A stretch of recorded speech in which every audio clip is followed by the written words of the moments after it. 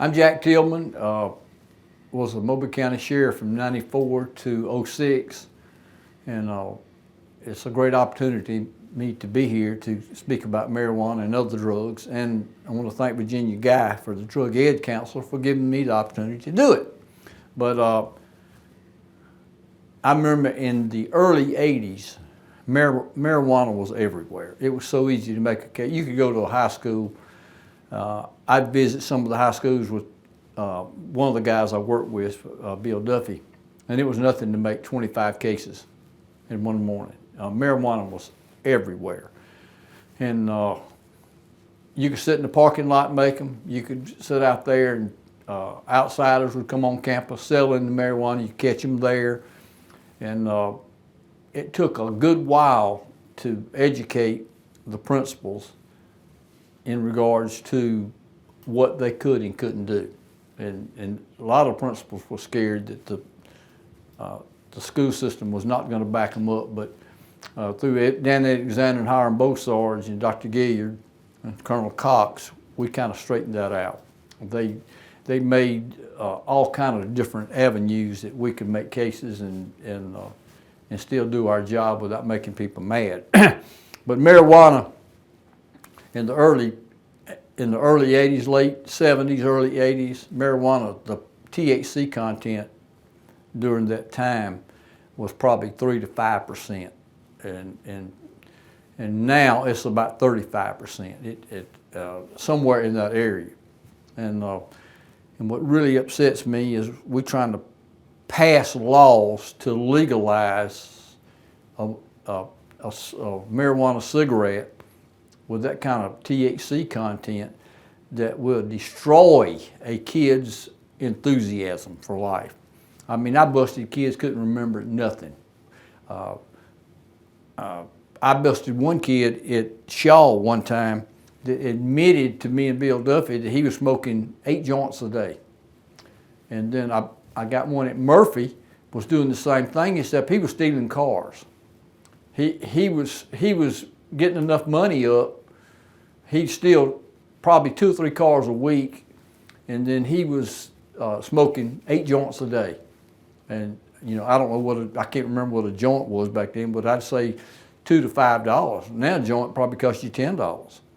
The prices went up that much, but it worries me that we got all these little kids. And I went through a neighborhood the other day, and the reason why I went through that neighborhood, it wasn't too far from where I was raised. I was raised in Orchard, and had a great mom and daddy, and had great brothers and sisters. But I went through that neighborhood, and when I was on Tanner Williams Road or Rochelle Road, I took a right. I'm not going to say what road it was, and rode down in there. There were kids everywhere, all over the place, and I didn't see any adults. And you let a 7, 8, 9-year-old kids run the streets without an adult there to watch over him, he's going to end up running with them 16, 17, 18-year-olds, and he's going to end up in trouble. And by the time he's 17 himself, you're not going to save him. He's going to end up getting in trouble or killing somebody or getting killed himself. And I think that we need to do more in grammar schools than what we're doing. And I know the school system does a great job. And a lot of these kids are overflowing. It's just so many students in that school. Like Baker, there's 2,600 students. I mean, how do you handle 2,600 students in a school? And Mary Montgomery is probably 2,200, I'm guessing now. But all these kids are vaping now, and what worries me is what's in these vapes. And there is drugs now that you can take that will kill you instantly, and you go to sleep and won't wake up. And we need to preach this into these kids' heads so they'll understand if you take something and don't know what it is, it might take your life. And we need to preach that not only in our community, but our church and our schools. We need to do more of that teaching.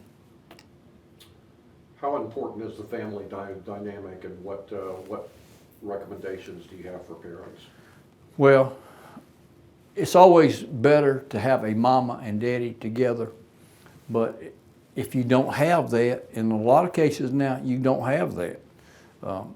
I used to get information from the Justice Department, and I remember one time they sent me some information that says if you get married before 20 years old, there's a 90% chance you're gonna get a divorce. And so we need to make these young people aware of that. The dynamic is, mom and daddy runs that household, and they need to be there to run that household.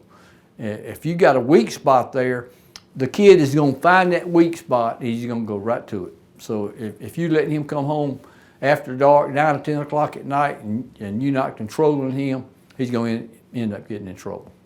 And you better know who he's running with at all times. If you let and I busted kids that were 8, 9, 10 years old. Matter of fact, one of them, Dwight Turner, and I got at one of the middle schools, he had stole his daddy's money. I think it was like $5,000. He stole it, brought it to school, and he also brought a big package, probably a ½ pound of marijuana in his carrying bag. But see, that's how fast this kid was, but like in the 4th or 5th grade. But it just shows you how fast a young kid can catch on. It don't take them long. If you think you're hiding something from them, you're not. For more information, contact Drug Education Counselor at 478-7855 or go to drugeducation.org.